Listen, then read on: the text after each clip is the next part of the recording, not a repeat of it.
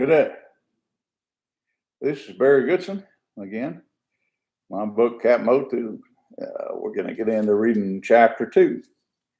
This is for my friends and relatives out there who would like to hear my stories from me, or anybody else who cares about the Vietnam War and a special unit called Cap 124. They fought their battles and completed their assignments as a special ops unit in the jungles of Vietnam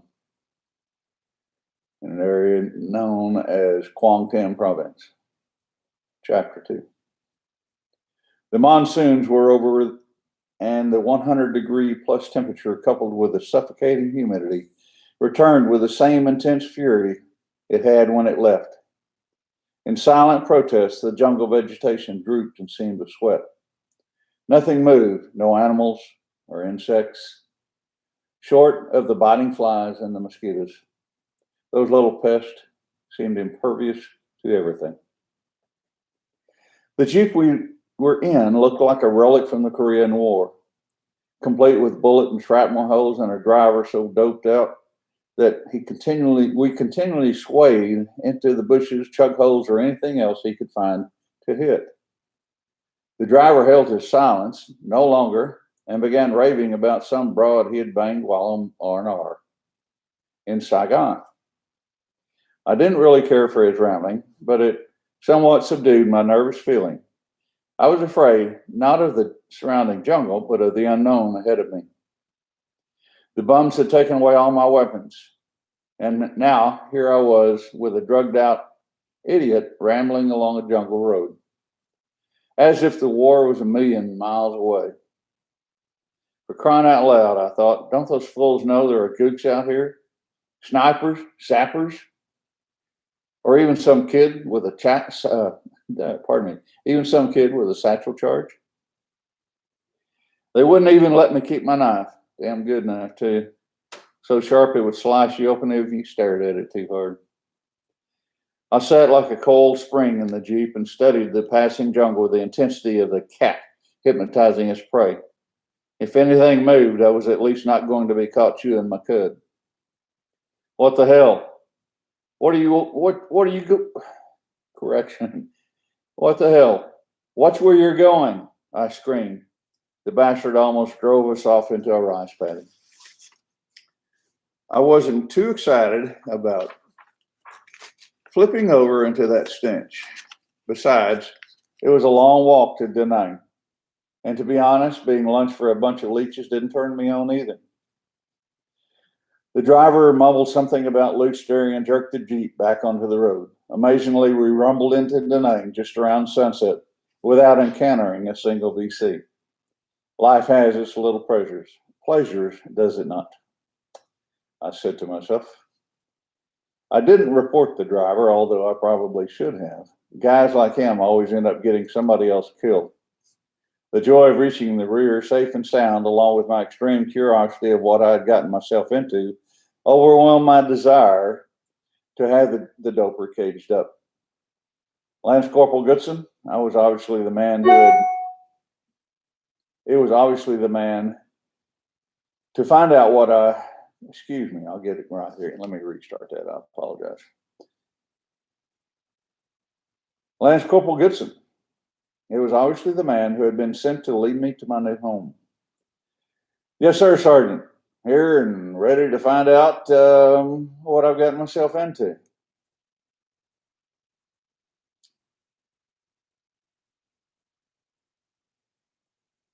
He laughed. You'll soon find out. Grab your gear and follow me. You're the last one in and just in time for the orientation session. By the way, what's your MOS? MOS was an abbreviation of a long-winded title for a Marine specialized training. Got a couple of them, I answered. My primary MOS is 0331. Every Marine in the Marine Corps is an 0311. A rifleman right out of boot camp. ITR, intensive training, and all future training added to your list of MOSs. Good, he beamed. We need more machine gunners. It's hard to keep enough on hand. Thanks for the encouragement, I said. Are things that rough? Have been here lately, he answered. We lost 2 complete squads this month. 2 squads, I repeated. Wiped out? He nodded. Why don't you just forget the whole thing and cut my orders for Cowtown, USA? I said with a feeble attempt to quell the sick feeling rising in my gut. He smiled knowingly. Cowtown, USA? Where's that? Why, that's Fort Worth, Texas.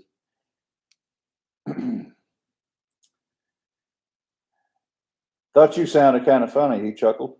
We were approaching a small building, well lit inside and out. A sign posted on the door stated, Combined Action Program Orientation Session, was painted on it in bold red. So that's what CAP stands for, I said, to no one in particular. Of course, that didn't tell me any more than the abbreviation did. Total squads wiped out. Machine gunners on the hit list. Oh, God, I stammered. What am I in for, I wondered. What? I jumped, wondering if he could... What? I jumped, wondering if he could read minds. Oh, it's explosive ordnance. Didn't mean to startle you, he mused. Thought you read my mind. Let's go in, he said. They're waiting on us. The inside of the building boasted the typical Marine Corps decor. Good old basic green with steel folding chairs and rough wooden tables. It wasn't the decor that caught my attention. It was the tables or what was on them. They were all lined up in a neat row at the front of the room. Each table had numerous odd-looking items sitting on top. The table on the far left contained items I was well acquainted with. Various kinds of booby traps. There were bamboo punji sticks tipped with lethal poison, more commonly known as buffalo dung. There were assorted types of Malayan gates. A simple framework of bamboo that had multiple punji sticks tied to it with strips of hemp or wire, also tipped in the appropriate manner. The gate was either spring-loaded by fastening to a larger, flexible bamboo pole or tree, or it was weighted down in some fashion and hoisted into a hidden position in the vegetation above. When the tripwire was released, the gate would spring up or drop from above to impale its unsuspecting prey.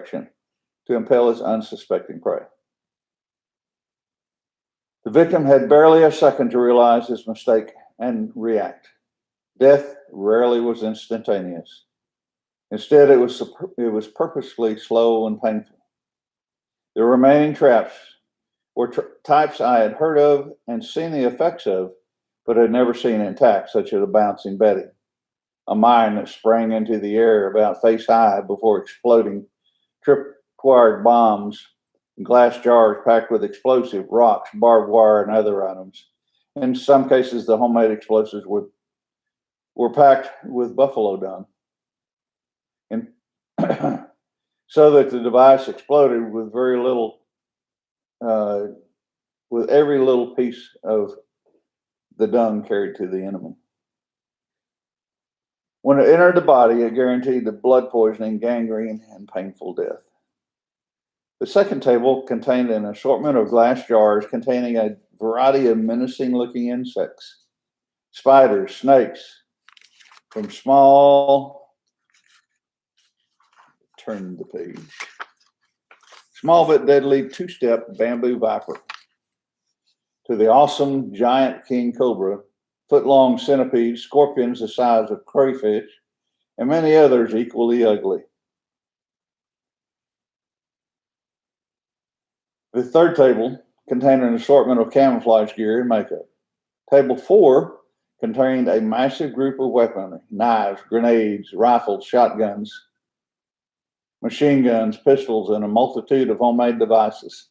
I wasn't sure what each could do, but my imagination conjured up all sorts of gruesome pictures that I hoped never to experience. The last table contained a scale model of Vietnam. To the rear of the table stood a podium, behind which stood a full-blown general. Well, I'll be, I said to myself. I couldn't believe there were actually generals in our war. I hadn't seen one up to this point. Regardless, there he stood and fully decorated. and brazen as Patton. Alongside this general stood another, not two in one night, I thought, and one is Vietnamese. He was dressed in the typical South Vietnamese pale green uniform, but as decorated and brazen as the American general. Welcome, Sergeant McGuire and Corporal Goodson, the American general stated. Please be seated and we will continue the orientation. I followed the sergeant to the left side of the room, which was filled with about 20 other Marines already seated and awaiting the general's speech. I assumed they had come from units stationed all over Vietnam, since a prerequisite to joining CAP was at least 3 months of combat in country. As we took our seats in those hard metal chairs, it suddenly struck me that the general had referred to me as Corporal Goodson. His eyesight must be bad, I thought. I'm only a lance corporal. Sergeant McGuire was reading my thoughts again. Congratulations, he said as he passed the packet of double stripes and cross rifles to me. I forgot to tell you, your CO and Alpha Company passed on a recommendation for a combat promotion for you. You're kidding, was all I could say. All of a sudden, I was a non-commissioned officer. The elation felt tremendous. The general noticed my moment of elation, smiled, and began the opening speech for the orientation. Gentlemen, you have joined the most unappreciated yet most elite fighting force in Vietnam. We are known as CAP Marines and boast quite a reputation that, with our own thinking, more than equals that of the Green Beret. Oh my God, I thought, I've joined a special forces unit. Of course, special forces is the term reserved to the Green Beret. The CAP Marines I can't say nothing more. The CAP Marines was a special op unit that was created and ended in the country of Vietnam.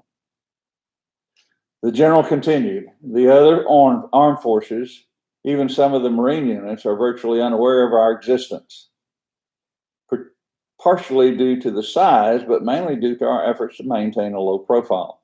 We operate in a manner that differs drastically from any other unit you have ever seen or heard of. We are the silent warriors of the bush. Our duties as CAP Marines are twofold, or actually multifold. First of all, we are, a police force, if you will. By that, I mean you and your team of 7 or 8 men will be responsible for training all of the local militia in each village in your area. I put in 7 or 8 men because the unit I was in never exceeded 8 men, or the unit I was later assigned to was never exceeded 8 men, and that included the corpsmen and the radio men. We, of course, had a half a dozen PFs, Popular Forces soldiers of the Vietnamese side, who are actually local farmers and peasants, indigenous population, members of the village. Nothing more than you and I living here in our country and wanting to get out and help troops that have been assigned to get rid of an enemy that may have invaded our local area. They just wanted to protect their families. That's what made them so loyal. I have a lot of respect for PFs. Get back to where I was reading. First of all, we were, a police force, if you will. By that, I mean you and your team of 7 or 8 men will be responsible for training all of the local militia in each village in your area, as well as assisting your Vietnamese counterparts in seek and destroy missions that will rid the area of the Viet Cong, or the NVA in our case. There's that seek and destroy bullshit again, I thought. Searching for something that we couldn't even see. Meade River all over again. I shivered as flashes of the battle filtered through my mind. The general continued, I'm sure each of you has had your share of seeking and destroying. Great. Another mind reader, I thought. And the thought of it doesn't exactly make you happy.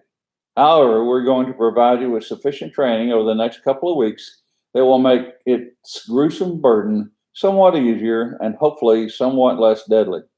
In addition to being warriors of the bush, you will shoulder the responsibility of living with your Vietnamese counterparts and helping them improve their lives and the lives of all the villagers in whatever small way you can think of.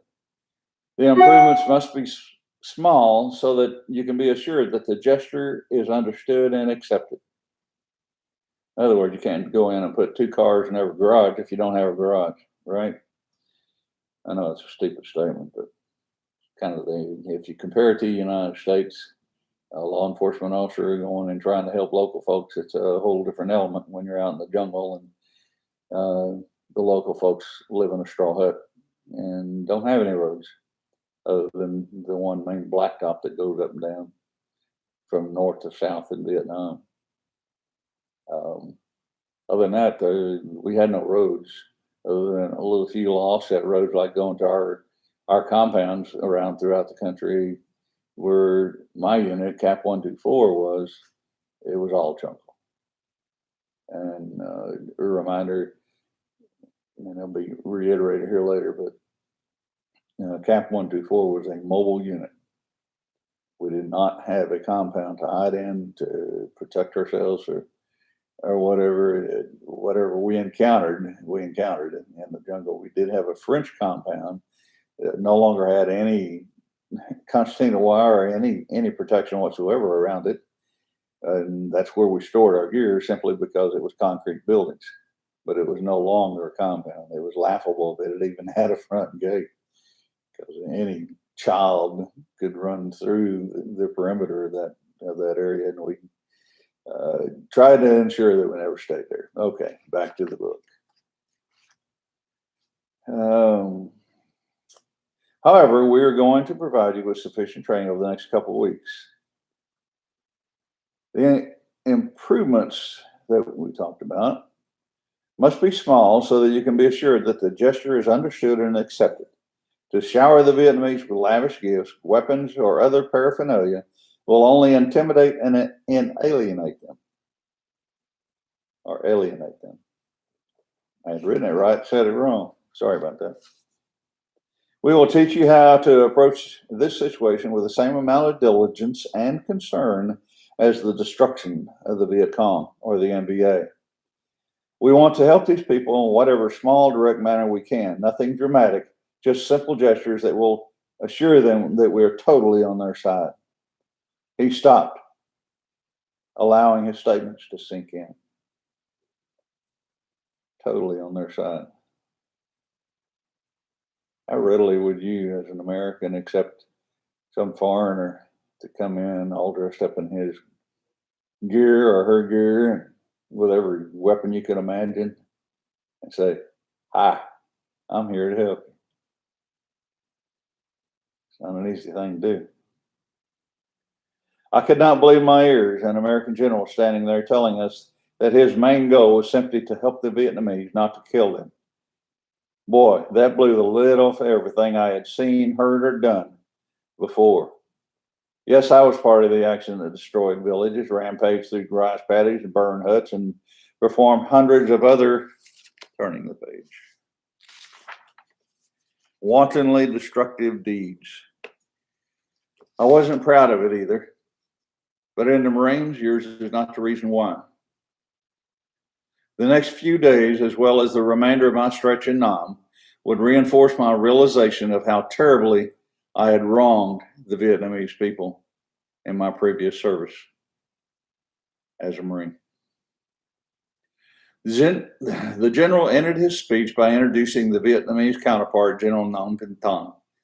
I wasn't sure I heard his name right, but I didn't worry. Experience had proven to me I would not see him again anyway.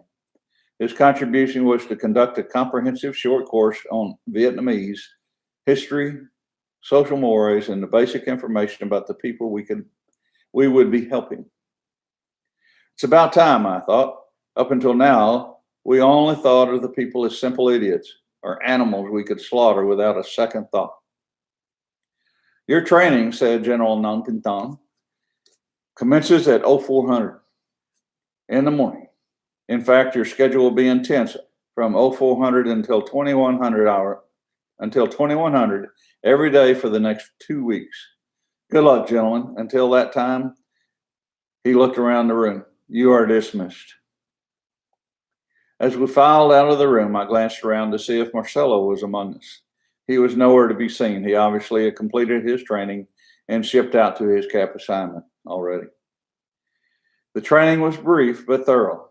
Banging of trash can lids announced the arrival of 0400 as Sergeant McGuire sauntered through our hut, letting us know how lazy and ungrateful we were.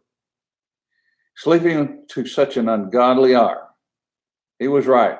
It was an ungodly hour. But we were fairly used to lack of sleep anyway, and definitely fairly used to not sleeping in Iraq, period.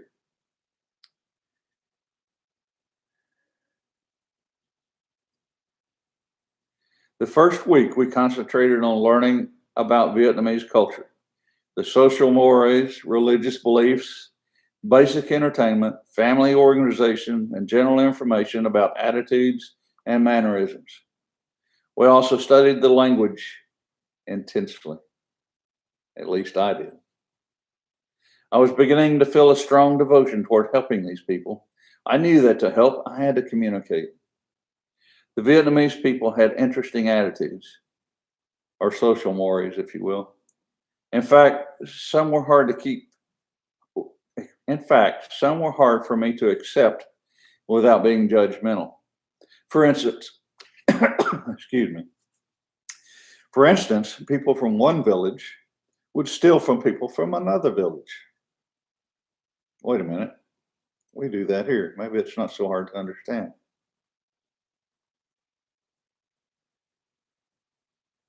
Or they would steal from strangers.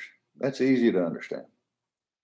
In fact, we're socially judged by the other members of your village by how well you carry it out, your thievery. Another attitude or social culture, one I would more readily understand, was that the Vietnamese would accept you as well as your efforts only if you showed them that you could do everything and anything they could do as well as they did, if not better than they could do it. You were viewed with disgust if you failed to measure up. I should reiterate, you were viewed with disgust and failed if you failed to measure up. I'll get it out in a minute. Simply what that means in terms as being a special ops Marine dropped in the jungles of Vietnam, you're on your own.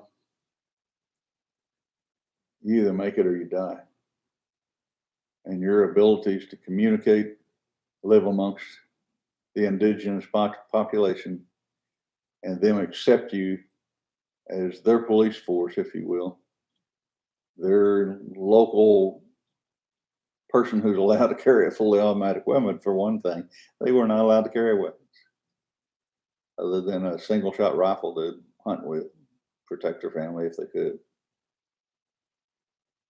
So for me to walk into their villages, talk with a farmer, whatever, even the PFs, Popular Forces, how are they going to trust me? I'm not sure how I would have trusted anybody coming into this area or how I would. Doubt that I would. It took a lot. You had to be committed. And they can read you like a book. And it's just one-on-one, and just you and him, or you and her having a conversation. They can even hear you and understand you if they cannot communicate. Even body language is what I'm talking about. Okay, I'm drifting from the book. Sorry about that.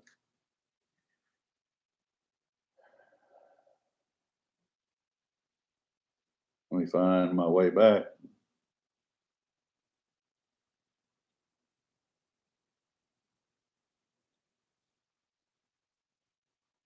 No longer did I wonder about the specific use of each weapon.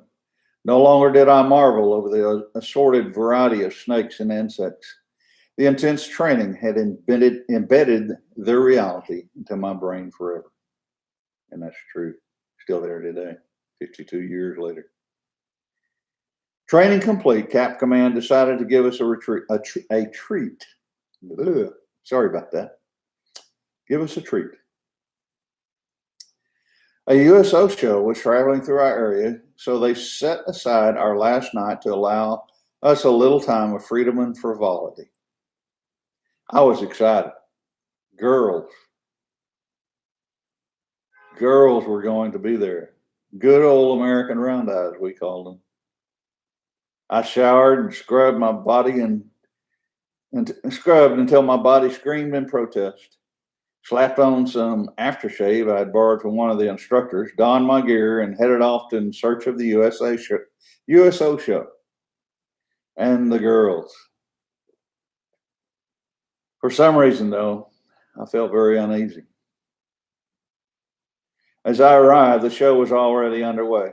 There they were, 3 girls in the shortest skirts I'd ever seen, dancing and singing. We got to get out of this place. As loud as they could. Each swayed and throbbed in their own sensuous way. Suddenly, tears were forcing their way in the corners. Suddenly, tears were forcing their way to the corners of my eyes. I fought them back, yet they returned. At first, I didn't know why. Then a realization struck. All a soldier dreams about, longs for, are things, places, people, and women from home. The girls on the stage were unknowingly teasing us with all that we had longed for but could not have. Not so much for sex, although that was a part of it, but for just a moment to share with an American girl, an American person for that matter, from home, not another Marine. Someone from home, someone from the real world. Besides, the reality of the war was too fresh in my mind, and somehow the idea of our women in such a foul place was a combination I simply could not handle. Our girls did not belong in Vietnam. Not in this hell. We were surrounded by instantaneous death. And we all knew it. Those girls had no idea where they were. They had no idea what they were facing. They had no idea what moment of pleasure that they were giving all those who were viewing at a risk of their own lives. And I thank those women for that and all the people who were there helping them. The pain was too much. I walked away back to the barracks to get shed of the pain. I couldn't allow my mind the freedom of the moment. Back in the barracks, I readied my gear for the early morning departure to Chu Lai, my new home. Everything packed, everything was packed. I hunted up a pencil and settled down to write my parents another letter. I didn't write often. Somehow I could never bring myself to talk about what was actually going on in my part of the war. Dear Mom and Dad, I began. You'll never guess what happened during these past 2 weeks. A short while later, I set the pencil down, folded the finished letter, set it aside for mailing in the morning. I laid in my rack, studying the ceiling for clues about my new home, Chu Lai. What would that bring? Sleep overtook my weary mind as I drifted into dreams I wanted no part of. I tossed and fought throughout the night, my last night to spend in a bed of any kind for a very, very long time.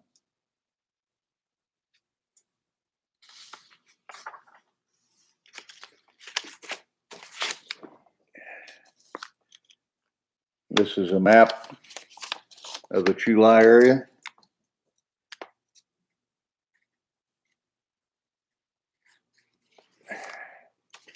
That was the area I would call home. There are maps behind me. You probably can't see it at that distance.